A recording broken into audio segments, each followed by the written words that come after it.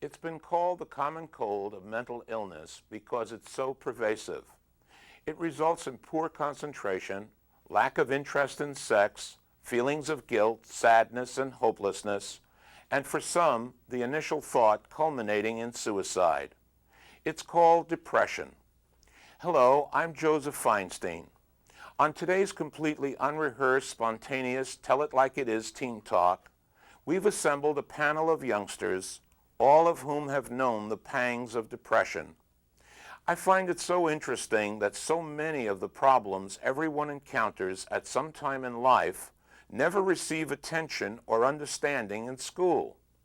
Depression, it seems to me, is exactly one of those subjects that all of us will at some time or other face with attendant feelings of the blues and blahs without realizing that the feeling has enveloped us, and that there are ways each of us can use toward making our own self-discovery on why depression has appeared and what techniques we can use to help it go away. You will notice that most of our panelists on today's program are female. The reason is that depression seems to occur twice as often for women than men. Further, people between 18 to 34 are at greatest risk for suffering the effects of heavy depression, and more frequently in the winter than any other time of the year, and more frequently among children whose parents have frequent bouts of depression. All of this reminds me of a story. I can remember a time when I was about 13, and I had gone downtown with my two friends to see a show.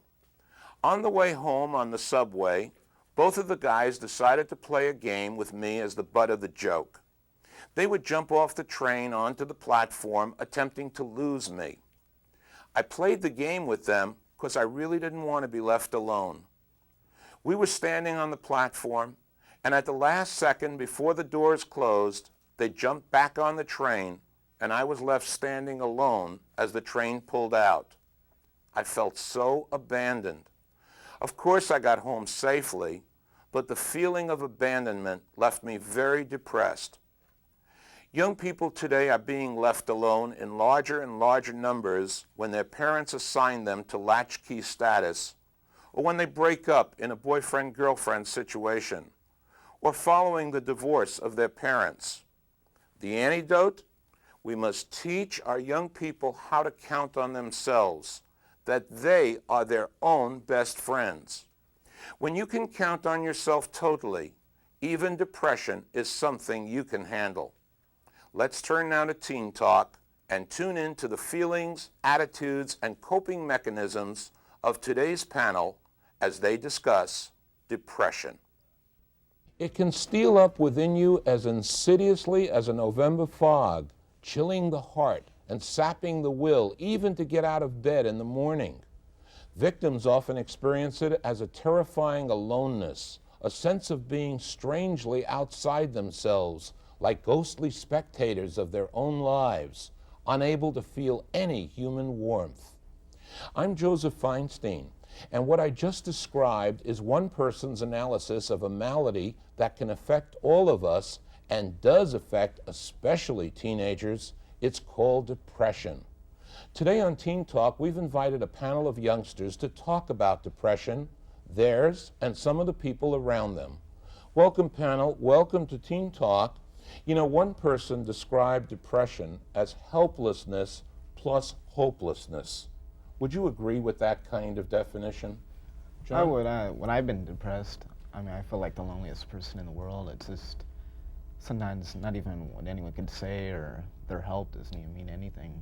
It's just, I don't want to sound crude or anything, but when no one can say it, just, I'm just like in my own self, and it hurts.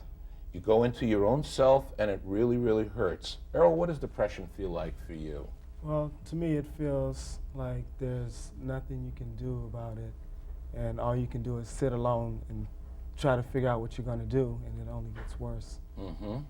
So no matter what there is, there's nothing much to be done. Is that what you're saying? Right. I see. How about for you, Ilana? What is depression Well, it's like you want to stay in your room and you close the door and it's basically everything that is around you is negative and you don't want anybody to come into your room and every day just looks gloomy even if it's a bright sunny day outside. Yeah, you know that there are those bright sunny days and it doesn't matter. It's just so blah.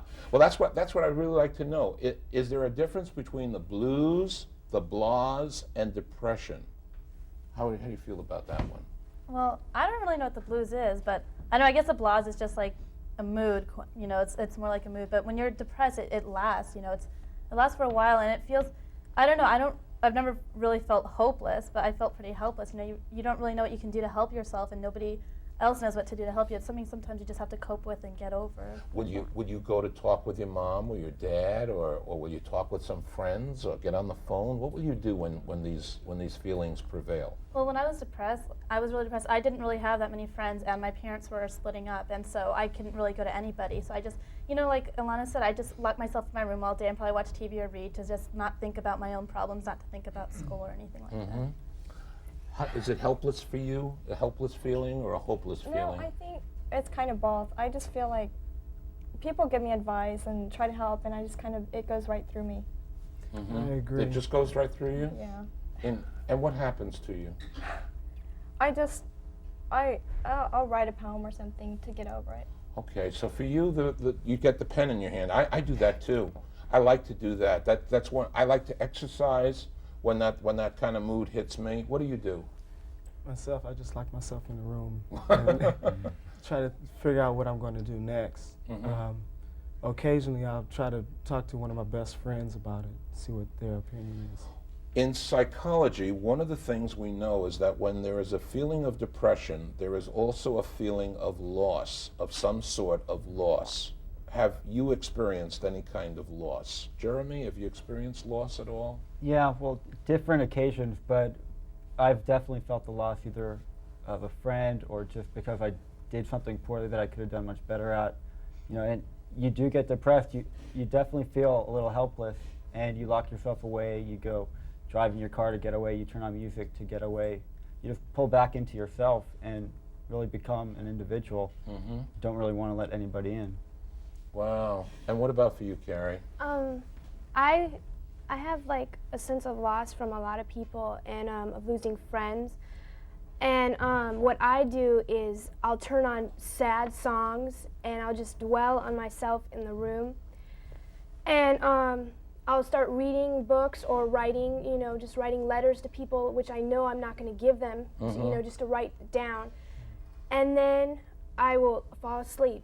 And sleep to me is the best way to get rid of depression because you can dream. You can, you know, dream about anything and you're happy in your dreams. So that's basically what I do when I become very depressed. Yeah, I can remember that one of the ways that I got depressed, I lost a number of my friends through divorces, their divorces, and through death. And I can remember that I really didn't take their loss from my life very well, and I was very depressed for a while, and I would talk about it to my friends, to other friends, and I would try to discuss it, and I would try to, you know, fake myself out by running to the gym or playing an extra game of tennis or something like that. But there's always that you know, when the quiet hours of the night. Exactly. And early in the morning, early in the morning, you start thinking. What about you, Melissa? Is it helplessness and hopelessness or what? Yeah, I feel like just like, you know, what some of these people said, knowing what anybody says, it just... When can you remember getting very depressed, Melissa? Like about a year ago, I was really, really depressed. I wouldn't go to school because I couldn't get myself up. What was wrong? Well, I got put down a lot at home by my stepfather. And just, you know, everything I did was just wrong and not right. And so I just felt like, well, God, there's nothing I could do, so I'm just going to sleep, you know, go in my room, just not do anything because there's nothing I could do right. Yeah. You know? From his point of view, there was nothing that you could do right. Yeah. And he let you believe that. Was it really true? Was it true, in fact, that you couldn't do anything right? Well, I mess up a lot, but the way I see it now, I do a lot more right than I do wrong. So far, we've talked about depression in general terms, but let's try to get more specific now so that we can understand the root causes of teenage depression. Panel, from your own experiences, what gets you down or depressed? Hannah? I think the thing that gets me down most is maybe when I have a fight with a friend or I don't do well on a test. And I feel like if one person is mad at me, I feel like the whole world's mad at me. Or if I don't do well in one test, I feel like a complete failure in school. And I don't know, usually those things come in, it comes more than one at a time. So it's just like one thing leads to another. It's like a domino reaction with me, I don't know, it's hard when something like that happens. Or like if a teacher yells at you or something like that, and I mean for something that maybe you didn't do, and then it just seems like everything a person says to you that day it just gets on your back. And it might be just the tiniest thing, but the pettiest thing, but it really can annoy you. Are you very concerned about how your teachers react to you? Yeah. Really? Yeah. And many of them can be rather cruel and insensitive by saying nasty things, can't they? What was the meanest thing a teacher ever said to you? Probably just like, something really petty, but like turn around or like be quiet. But I'm like a really sensitive person, so if they even say that to me, because I'm always trying to do my best, that would hurt my feelings because that's just the way I am. Okay. Yeah, Errol? Do you remember a time when you were particularly depressed? Yes, I lost a couple of my best friends through death, and it really got me down. I didn't know what I was going to do without them because they were the ones that were pulling me through everything. Those were the ones that I could really sit down and talk to. And after they were gone, I didn't know what I was going to do. How did they die? One I lost from sickle cell anemia, and the other one, he was in gang violence. I think he was shot. I don't know. So many young people are dying today. Right. It's incredible the number of young people who are dying one way or another in 1980, 1990. It's really incredible. What were you going to say, John? I was just gonna say, like, when I don't do my best, that's what gets me depressed. If I don't get a good grade on a test, as long as I know I did my best, I'll just blow it off. But if I don't do my best, I don't feel good about myself. That's, I think, what gets me down. Teenagers are very hard on themselves. Yeah. That's one of the things parents need to remember, Yeah, that no one can be harder on a teen than himself or herself. Yeah, and at school, it's not even doing your best as long as you get the grade, as long as you get the A. It's not doing your best, not learning. And sometimes, you might be at school to learn, and then at home you might get it, at my home, as long as I do my best, I'm all right. But I know some of my friends, as long as they get the grade, they don't care if they learn, if they cheat, as long as they get that A. you know. They'll use any expedient method. What did you find was the worst depression you've ever gone through, Carrie? When you're a good friend to somebody or many people, and they take advantage of it, and they treat you bad, and rumors come up. I don't know, maybe jealousy. I don't know what it was, but rumors come up, and rumors can destroy your life in high school. It's awful. I mean, I've gone through a lot of rumors about myself, and I've lost a lot of friends for no reason. And I get down on myself like it's my fault. And what I do have to realize is it's not my fault, because I've done the best I can to be their friends. And but I see myself, I get down on myself a lot, Yeah. and it's really bad because, many teens hurt themselves because of it, and Oh, I'm do just I know? We did a show on surviving suicide, and we talked about some of the reasons why young people are willing enough to take their lives. And some of those reasons, all the reasons are awful. Some of those reasons are just incredibly unbelievable. Jeremy, you were nodding your head when Yeah, she well, was... sometimes as Errol's saying, he's lost some friends, or for me, it doesn't even have to be a death or anything. Just to get in a really big fight because of rumors or whatever, starts it. I get really down on myself. I start to believe, well, maybe I did do something wrong, or I could have done it differently, And that's where my depression comes from, because once you lose your friends, you pull back into yourself and you really don't have anyone to turn to. And you just hope that you can pull through it, but you never know if you can. Melissa, can you remember the worst depression you've ever felt? Yeah, I had a friend, and she, I thought we were best friends, but she kind of used me to get to somebody else, and then I kind of ended up fading out of the picture. And I was hurt. I didn't know why she was doing that, and it just really hurt me. And so. Can any of you go inside for just a moment and really feel the feelings of depression? What are those feelings like for you? I think it's lonely. You're really lonely, Yeah. and you just feel like you're in this big world all by yourself, and there's nobody else there. I think they're mixed emotions. I mean, one minute I can feel happy, and the next minute I'm saying, give up on everything. I don't care what people say about me. I can just stand on my own. And then the next minute I'm saying, oh my God, I have no one. I'm by myself. What am I gonna do? And I have a problem with running away from them. I run away from problems. And I think teenagers need to learn how to deal with them instead of running away from them. What was it like for you when you began to get in touch with your depression? Ilana, what was it like? Well, just when you finally realize what you think is really bothering you, I mean, just in a way try to, fix things as best as possible. Well, how do you do it for you? For me, just, I would maybe turn on the music and maybe call a few friends up and maybe go out and do things that I really like to do. And usually if it's like a bad grade or something, just even try harder. And usually you see a different light. And you work hard on that point, and usually, things are done and things are usually accomplished. I enjoy going out with friends, like to a movie or something, or anything fun that will keep your mind off of it. That's a good idea. And to get through it, and maybe if you just call your friend and just talk about it, talking about it really helps. Yep.